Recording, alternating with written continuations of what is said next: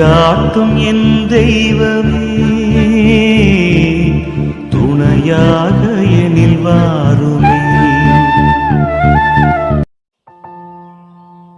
ஆண்டவரின் திருக்காட்சி பெருவிழா. இறை இயேசுவில் அன்பான சகோதர சகோதரிகளே, இன்று நம் தாயாம் திரு அவையானது ஒரு சிறப்பான விழாவை கொண்டாடுகிறது. அது ஆண்டவரின் திருக்காட்சி பெருவிழாவாகும். அதாவது ஆண்டவர் தன்னை இந்த உலகிற்கு வெளிப்படுத்திய நாள். ஆண்டவரின் திருக்காட்சி திருவிழா ஆண்டவரை சந்திப்போம், மாற்றத்தை காண்போம் என்பதாகும்.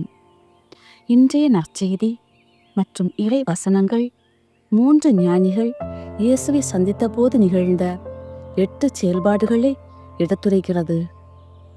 அவை என்னவென்றால், இயேசுவை தேடினார்கள், விசாரித்தார்கள், பின்பற்றினார்கள், மகிழ்ந்தார்கள், கண்டார்கள், வணங்கினார்கள், கொடுத்தார்கள், திரும்பினார்கள். இந்த 8 செயல்பாடுகளும் அவர்கள் வாழ்வில் மகிழ்ச்சி, அர்ப்பணிப்பு, பொதுப்பாதை ஆகிய 3 மாற்றங்களை ஏற்படுத்தியது. கிறிஸ்தவர்களாகிய நாம் இறை பிரசன்னத்துக்குள் நுழைந்தால் மகிழ்ச்சியை பெறலாம்.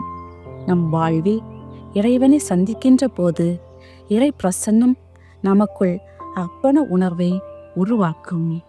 இறைவனை நம்முடைய வாழ்க்கையை கண்டுணர்ந்த பிறகு நமது பழைய வாழ்வு மாறி புதிய வாழ்வின் பாதை பிறக்கும்.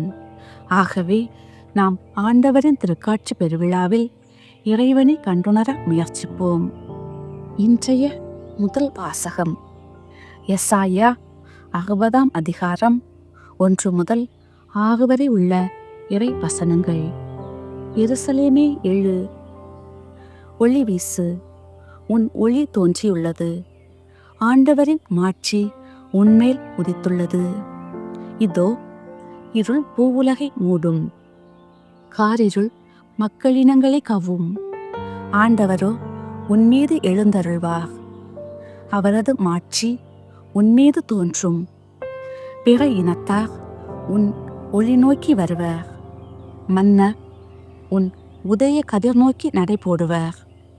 உன் கண்களை உயர்த்தி உன்னை சுற்றிலும் பார், அவர்கள் அனைவரும் ஒருங்கே திரண்டு உன்னிடம் வருகின்றனர். தொலையிலிருந்து உன் புதல்வர் வருவர், உன் புதல்வியர் தோளில் தூக்கி வரப்படுவர். அப்பொழுது நீ அதை கண்டு அகமகிழ்வாய், உன் இதயம் வியந்து விம்மும். கடலின் திரள் செல்வம் உன்னிடம் கொணரப்படும், பிற இனத்தாரின் சொத்துக்கள் உன்னை வந்தடையும். ஒட்டகங்களின் பெருந்திரள் உன்னை நிரப்பும். மிதியான், ஏபாகு ஆகியவற்றின் இளம் ஒட்டகங்களும் வந்து சேரும். சேபா நாட்டினர் யாவரும் பொன் நறுமண பொருள் ஏந்தி வருவர். அவர்கள் ஆண்டவரின் புகழை எடுத்துரைப்பர். இது ஆண்டவரின் அருள்வாக்கு. இறைவா உமக்கு நன்றி. பதிலுரை பாடல். பல்லவி. ஆண்டவரே, எல்லா இனத்தவரும் உமக்கு ஊழியம் செய்வார்கள். ஆண்டவரே, எல்லா இனத்தவரும் உமக்கு ஊழியம் செய்வார்கள். கடவுளே, அரசருக்கு உமது நீதி தீர்ப்பை வழங்கும், ஆற்றலை அழியும். அரச மைந்தரிடம் உமது நீதி விளங்கச் செய்யும். அவர் மக்களை நீதியோடு ஆழ்வாராக, உம்முடையவரான எளியோர்க்கு வழங்குவாராக. பல்லவி.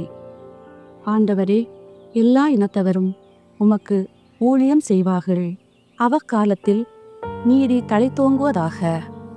நிலா உள்ளவரையில் மிகுந்த சமாதானம் நிலவுவதாக. ஒரு கடலிலிருந்து அடுத்த கடல் வரைக்கும் அவர் ஆட்சி செலுத்துவார். பேராற்றலிலிருந்து உலகின் எல்லை வரைக்கும் அவர் அரசாழ்வார். பல்லவி. ஆண்டவரே, எல்லா இனத்தவரும் உமக்கு ஊழியம் செய்வார்கள்.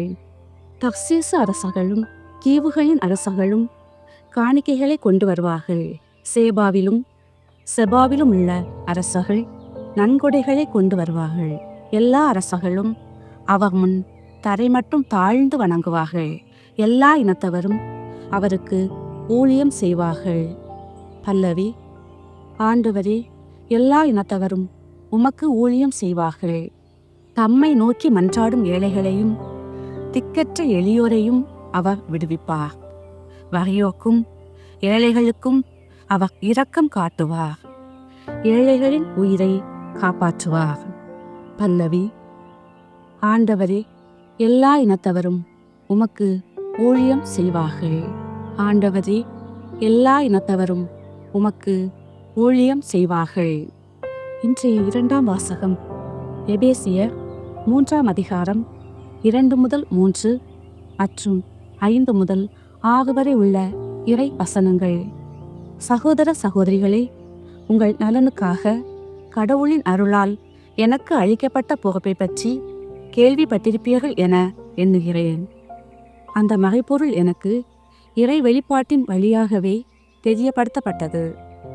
அந்த மறைபொருள் மற்ற தலைமுறைகளில் வாழ்ந்த மக்களுக்கு தெரிவிக்கப்படவில்லை.